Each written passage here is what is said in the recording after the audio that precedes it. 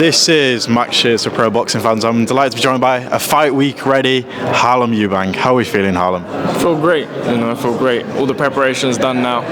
We're ready to go in there and make a statement on Saturday. Yeah, I imagine this is the step up you've been asking for, you've been waiting for. How does it feel? Is it nerves? How are you feeling on fight week?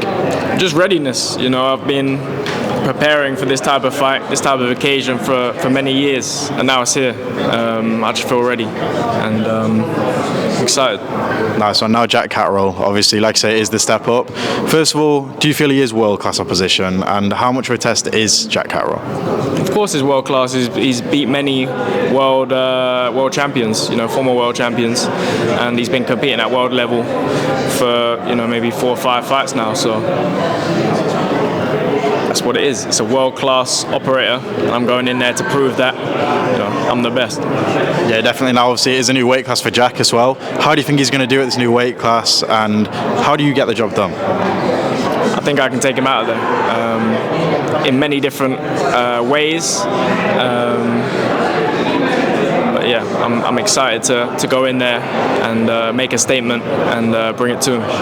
Yeah, and obviously not to look past Jack Catterall, but I'm assuming this fight is the fight that puts Harlem Eubank on the world stage. No doubt, this is the one that the door that I need to kick down to open every opportunity to become a world champion.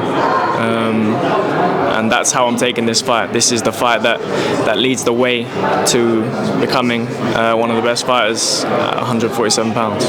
Yeah, now I imagine you've waited a very long time. Like I say, you've been waiting for this door to kick down. How do you stay composed in the moment?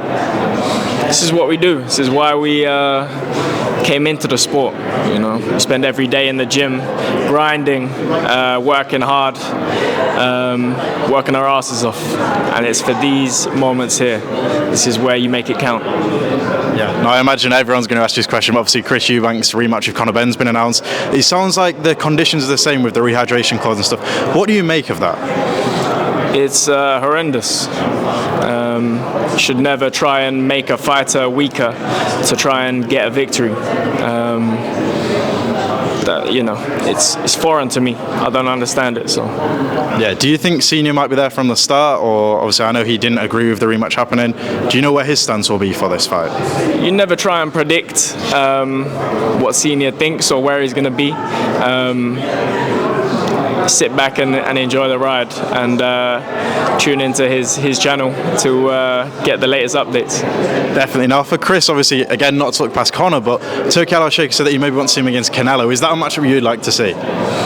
Most definitely. I think that is the fight that kind of seals off his career. That is the career high moment that you're looking for in the sport, to fight the best, and he wants to fight the best. So the Canelo fight, I think, is one that is at the top of his radar.